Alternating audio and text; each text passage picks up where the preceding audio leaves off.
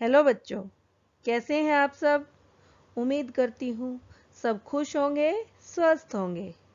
बच्चों, आज हम कक्षा 5वीं की हिंदी का पाठ 7 गांधी जी महान कैसे बने पढ़ेंगे। पाठ को शुरू करने से पहले हम थोड़ा सा पाठ के बारे में जानेंगे, यानी पाठ का पूर्व ज्ञान।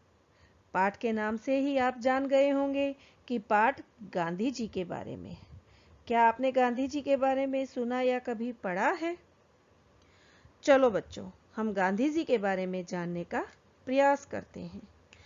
इनका पूरा नाम मोहनदास करमचंद गांधी था, लेकिन आज हम इन्हें महात्मा गांधी के नाम से जानते हैं। इन्हें प्यार से बापू गांधी भी कहते हैं। इनका जन्म 2 अक्टूबर 1869 को गुजरात राज्य के पोरबंदर नामक स्थान पर हुआ। गांधी जी महान कैसे बने, यह जानने के लिए हमें पाठ को पूरा पढ़ना होगा। चलो बच्चों, हम लेसन की रीडिंग करते हैं। क्या तुम एक ऐसे गांधी जी की कल्पना कर सकते हो जिन्होंने कुर्ता पजामा पहन रखा हो, जिनके पाँव में चप्पल और सिर पर खूब सारे बाल हो, सिर पर गांधी टोपी हो और बच्चों के स्कूल बैग की तरह गले में झोला टांग रखा हो। हाँ, गांधी जी जैसे फोटो में दिखते हैं वैसे हमेशा से नहीं थे। वे धीरे धीरे गांधी बने। कैसे? तो बेटा आप देख रहे होंगे कि गांधी जी की अब फोटो हम देखते हैं, एक धोती में होती है, हाथ में एक लकड़ी है, उनके आंखों पे चश्मा। लेकिन ये शुरू से ही ऐसे नहीं थे। आप जो पिक्चर देख रहे हैं, पहले गांधी जी कुछ इस तरह से दिखते थे बचपन में, और तब ये कॉलेज में गए उस समय तक कुछ इस तरह से ये दिखते थे। इनके एक लंबा कुर्ता डालते थे, सिर पे टोपी डालते थे, तो आप देख सकते हैं। लेकिन ये गांधी धीरे धीरे गांधी बने कैसे, अब हम इनके बारे में जानेंगे। बचपन में गांधी जी को अंधेरे से डर लगता था, लेकिन बड़े होकर वे इतने निडर हो गए कि अंग्रेज हुकूमत भी उनसे डरने लगी। जब उन्हें काठियावाड़ हाई स्कूल में पहली कक्षा में भर्ती करा गया, तब उनकी उम्र थी 11 साल। उन्हें जो विषय पढ़ाए जाते थे वे थे इतिहास, भूगोल, गणित और अंग्रेजी। तो बेटा जब वो स्कूल में उनका एडमिशन हुआ था फर्स्ट टाइम, तो उनकी एज क्या थी? उम्र 11 साल। जब गांधी जी इंग्लैंड पढ़ने गए तो उनके लिए खूब सारे कपड़े सिलवाए गए। दक्षिण अफ्रीका में कुर्ता धोती पहनने लगे, और भारत आए तो एक बार मदुरई गए भाषण देने। वहां एक औरत को देखा जो तालाब में अपनी धोती धो रही थी, लेकिन कैसे?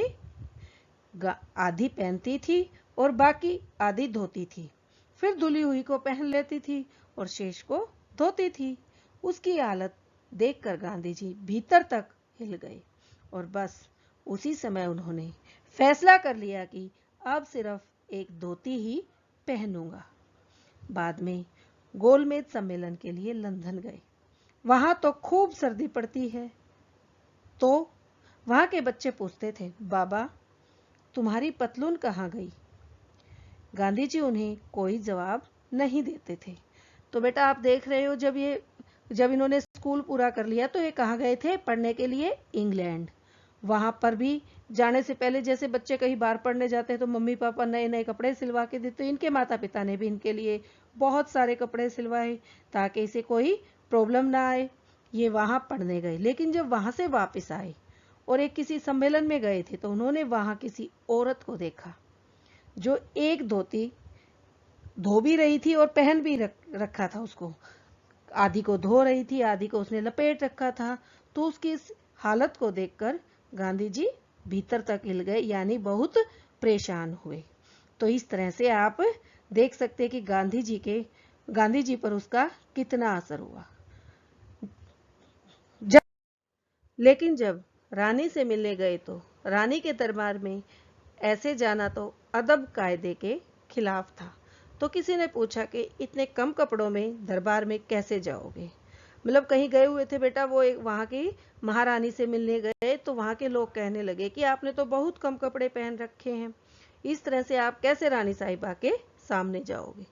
तो बोले, मतलब महात्मा गांधी जी बोले, फिक्र मत करो, तुम्हारे राजा ने हम दोनों के बराबर के कपड़े अकेले ही पहन रखे होंगे, क्योंकि आपको पता है कि राजा महाराजा बहुत सारे कपड़े पहनते थे, धोती कुर्ता सिर पे बाहर से लपेट के।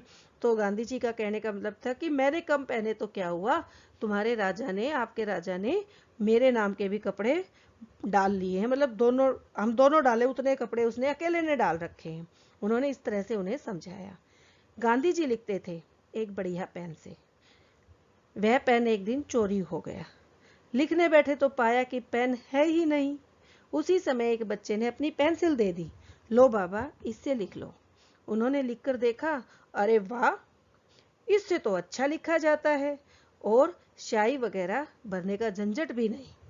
उन्होंने तय कर लिया कि अब पेंसिल से ही लिखेंगे, और पेंसिल से उन्होंने पहली चिट्ठी किसे लिखी जानते हो? भारत के वायसराय को। तो बेटा वो एक बहुत ही अच्छा पेन रखते थे गांधी जी, जो भी कुछ लिखते थे तो उसी पेन से लिखते थे। पर किसी एक बार वह पेन चोरी हो गया। तब लिखने लगे तो उनके पास पेन नहीं था।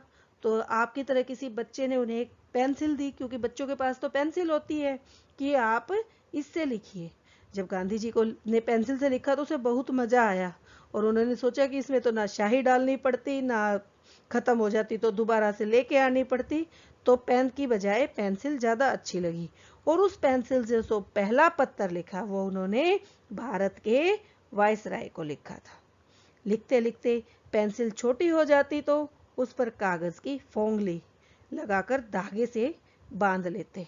दरअसल इन सब के पीछे कोई सनक नहीं, बल्कि गांधी जी की यह सोच थी कि जब आपके देश के अधिकांश लोग गरीब हैं, यानी बेटा पेंसिल आपकी भी कई बार छोटी हो जाती है तो आप उसके पीछे किसी पेन की कैप डाल लेते हो, कई बार कोई कागज लपेट लेते हो पकड़ने के लिए कि छोटे पेंसिल से लिखा नहीं जाता, आप कैप डाल लेते हो तो वो बड़ी हो जाती है।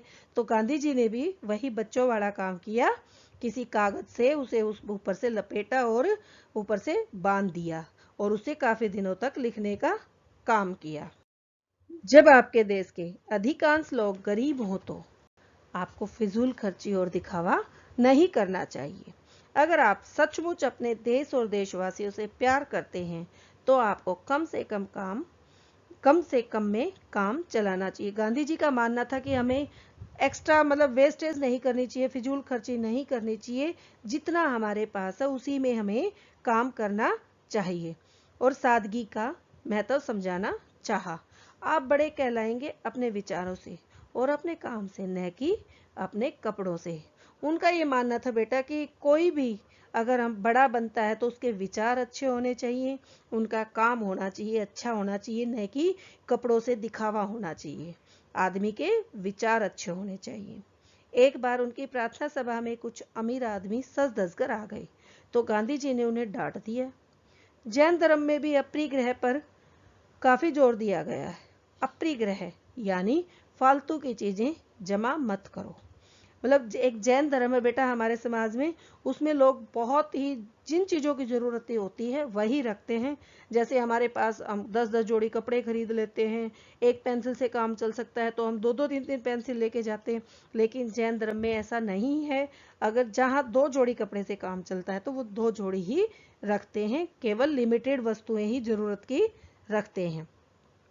बस गांधी जी को तो जहां भी कुछ अच्छा लगता है अपना लेते थे, तो उन्होंने अपरिग्रह को भी अपना लिया, यानी उन्होंने जैन धर्म की बातें अच्छी लगी क्योंकि उसमें वेस्टेज नहीं थी, फिजूल खर्ची नहीं थी, तो उन्होंने उसे भी, जैन धर्म को भी अपना लिया। गांधी जी के 3 बंदर बहुत मशहूर है। दरअसल यह एक खिलौना था जो कुछ चीनी बच्चों ने गांधी जी को भेंट किया था, लेकिन गांधी जी ने उन्हें अपने जीवन का साथी बना लिया। बेटा आप पिक्चर में भी देख रहे होंगे गांधी जी के 3 बंदर, एक ने आंखें बंद कर रखी हैं, एक ने कान बंद कर रखे हैं, और एक ने अपने मुंह के ऊपर हाथ लगा रखे हैं। ये एक बार कहीं गए हुए थे गांधी जी, तो वहां बच्चों ने खिलौने दिए थे भेंट के रूप में, गिफ्ट के रूप में, उपहार के रूप में, और लेकिन इन्होंने उन्हें भी अपना लिया और अपना फ्रेंड, साथी, दोस्त बना लिया। जब धोती पहननी शुरू कर दी तो जेब घड़ी कहाँ रखे। अब धोती बांधते थे, ऊपर कुर्ता भी नहीं डालते थे, तो ये तो एक समस्या थी कि घड़ी को कहाँ रखेंगे, जेब तो थी नहीं उनके पास। तो उसका भी उन्होंने सॉल्यूशन सोचा। तो उसे कमर में लटकाना शुरू कर दिया। उन्होंने घड़ी को कहाँ रखा? कमर पर लटका लिया। इस तरह गांधी जी धीरे धीरे वैसे गांधी जी बन गए जैसा आजकल हम उन्हें उनके चित्रों में देखते हैं। तो बेटा आपको पता चला गांधी जी कैसे महान बने।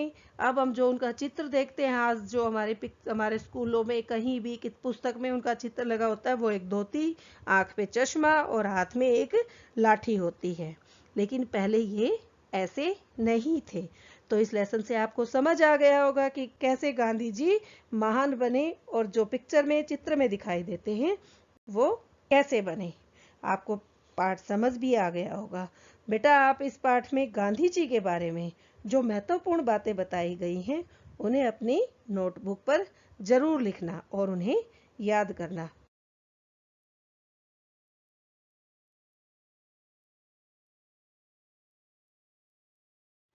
तो बच्चों फिर मिलेंगे नेक्स्ट वीडियो में। तब तक के लिए बाय बाय। अगर आपको वीडियो अच्छी लगी हो और यूजफुल लगे तो इसे लाइक, शेयर एंड सब्सक्राइब करना ना भूलें। Thank you.